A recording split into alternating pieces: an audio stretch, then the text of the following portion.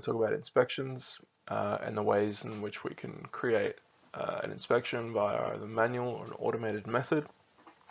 So we'll start off with the manual creation, and then we'll run through the two automated ways of an inspection being created, which makes sense for your workflow.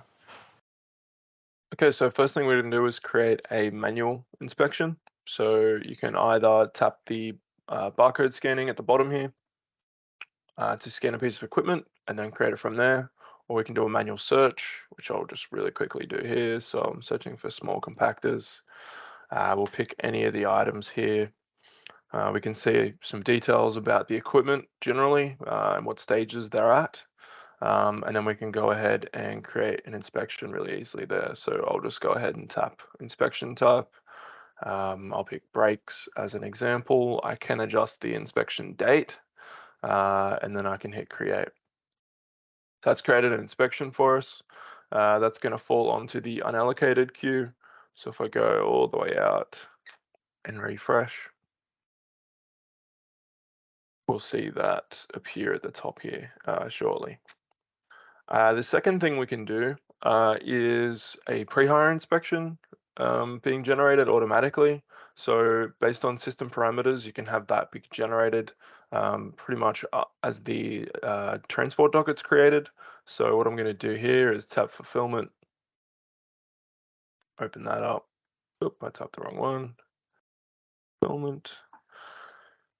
This is the rental fulfillment screen. You can then create a delivery docket, which is ultimately what our goal here is. So we can hit confirm. We can tap the item we want to go on the docket.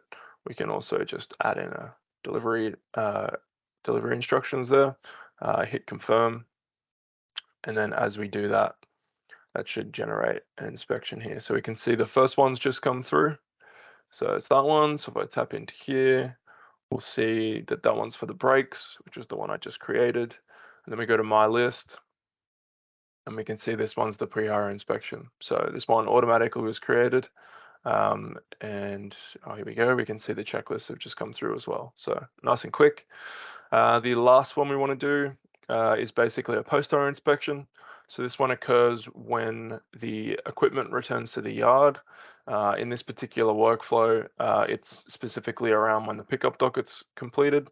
So what I'll go ahead and do here is I'll basically just go and finish this pickup docket, hit continue, hit confirm rather, refresh. And here we go, we've got another one, and it was the bottom one. And there's your post-hire inspection. So depending on what makes sense operationally for yourself as a customer, you can basically have these triggers controlled. And as certain actions happen, you can have inspections automatically generated for an inspector to complete when it comes back into the yard. Obviously, from an operational perspective, faster these inspections are complete, the faster you can get back to putting them out, getting them back on hire.